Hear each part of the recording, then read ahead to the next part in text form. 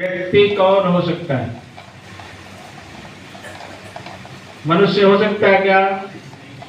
मनुष्य होगा तो पागल ही होगा, और वो पागल थे नहीं जिन्होंने बनाया, थे क्या? तो फिर कौन है? युग निर्माण का उद्घोष करने वाले स्वयं महाकाल है, क्योंकि महाकाल के अलावा कोई ये उद्घोष नहीं कर सकता।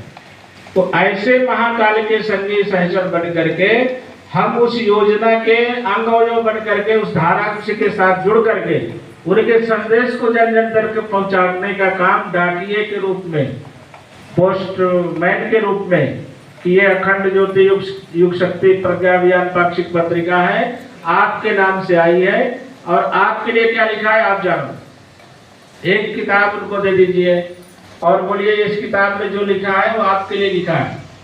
आपको एक दो लाइन अच्छी उस किताब में लगे तो आपके लिए, आपके परिवार के लिए, और जो ना लगे आप दूसरे को दे दीजिए। जिसके लिए होगा उसी के काम में आएगी।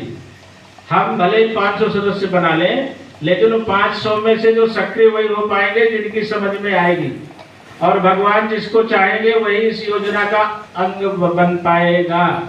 हम चाहेंगे वो नहीं बन सकता है। कई बार हम लोग संगठन में ये भी करते हैं कि हम चाहते हैं कि ये भाई आ जाए, ये भाई बहना, ये बहन को ले ले तो हमारा संगठन बढ़ जाए, लेकिन भगवान चाहे तब तो।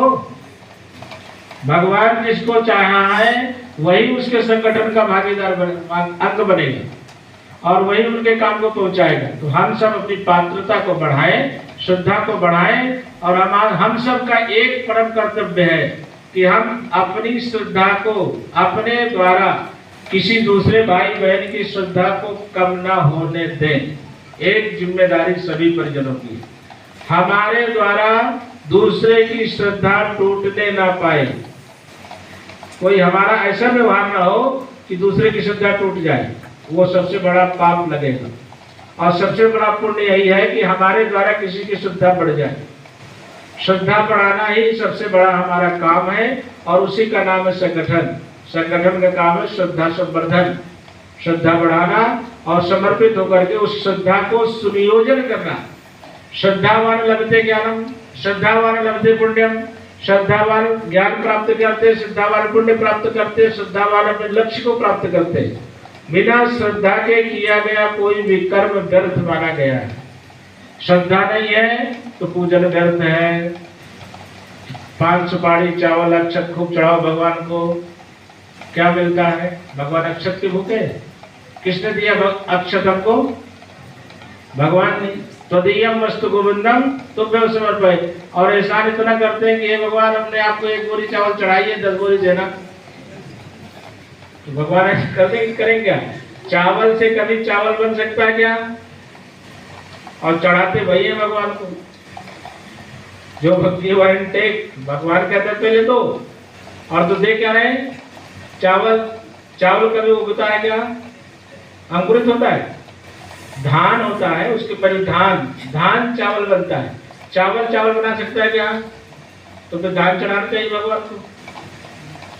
ऋषियों ने बड़े सोच करके उसका नाम रखा अक्षत। अक्षत अर्थात जो कभी टूटे नहीं। टूटा फूटा अक्षत नहीं चढ़ाना चाहिए भगवान को। कि दो टुकड़े वाला अक्षत सस्ता वाला ले आइए, पीला कलर में रख लीजिए और गायत्री परिवार में चाल से नथी चाल से। ये अक्षत अर्थात अटूट, जो कभी टूटे नहीं। यही बंधन हो हमारे संगठन में, जो कभी टूटे नहीं। पुष्प, मन की प्रसन्नता। मन प्रसन्न है तो पुष्प चढ़ाना सार्थक है, नहीं तो पुष्प गुच्छा भी हमको राम जी भाई दे रहे थे। हमने कहा प्रभु आप अपनी ये पुष्प गुच्छा आप ले लीजिए, आप प्रसन्न रहिए। आप प्रसन्न रहेंगे तो हम भी रहेंगे, और आप दुखी होंगे तो हम भी दुखी हो जाएंगे। तो भगवान को पुष्प चढ़ाते हैं अर्थात मन की प्रसन्नता है। और क्या चढ़ाते हैं भगवान को? अगरबत्ती, धूप, दीप जो भी कहते हैं। अगरबत्ती अर्थात सद्गुणों की सुगंध बिखरे। गायत्री परिवार में सद्गुण वृद्धि हो, सद्गुणों को बढ़ाएं। सद्गुण नहीं बढ़ेंगे तो हम गायत्री परिवार को नहीं बढ़ा पाएंगे। सद्गुणों की सुगंधी को बिखेरिए। अगरबत्ती जलाने का मतलब ये है। दीपक जलाने का मतलब अज्ञान तिमिरांधस्य ज्ञानांजन शलाकया। गुरुदेव से प्रार्थना करते हैं कि अज्ञान तिमिर में हम हैं, ज्ञान रूपी अंजन लगा दीजिए जिससे हम आपको पहचान सके। तो हम उस अज्ञान के तिमिर को हटाने के लिए दीपक प्रज्वलित करते हैं। दीपक चेतना का प्रतीक है। जब तक चेतना हमारी नहीं जगेगी तब तक कोई गुण हमारे अंदर नहीं आएंगे। नैवेद्य चढ़ा के भगवान को प्रसन्न करते, हे भगवान हम आपको लड्डू खिलाते, पेड़ा खिलाते, रसगुल्ला खिलाते, और भगवान को अलग अलग हमने बांट में दिया कि हनुमान जी को लड्डू, गणेश जी को लड्डू, और दूसरे भगवान तो मलाई कोई खाते, जलेबी, मक्खन खाते, श्रीखंड खाते। तो ये भगवानों को भी बंटवारा कर दिया। मनुष्य ने अपने स्वभाव के अंतर्गत कि जो पंडित जी को पसंद है वही भगवान को भोग लगाया जाए। तो अपने लिए पसंद हो तो जरूरी नहीं भगवान को पसंद हो। हमारी गायत्री माता इलायची दाना में खुश हो जाती है। तो इतने दिन से भगवान मिठाई खा रहे थे, उनको शुगर क्यों नहीं हुआ? हम लोग खाते थोड़ा बहुत। तो कल जानी साहब हर बार हमको गंदा रस खिला देते हैं। कल भी खिलाए तो बोले, हमने कहा भाई साहब शुगर ना हो जाए। बोले अपने को नहीं होगी। हो गई तो वो भी गायत्री मंत्र बोलेगी, हो गई किसी को तो गायत्री मंत्र के माध्यम से ठीक हो जाएगा, और हो भी ना तो ये नैवेद्य चढ़ाकर भगवान से ये कहते हैं कि हे प्रभु हम आपके जैसे मधुर बोलेंगे।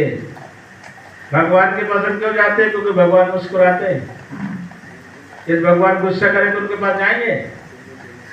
हैं? नहीं जाएंगे। तो भगवान गुस्सा करते भी हैं। परशुराम जी गुस्सा नहीं किए थे धनुष यज्ञ में, रामायण पढ़े होंगे आप।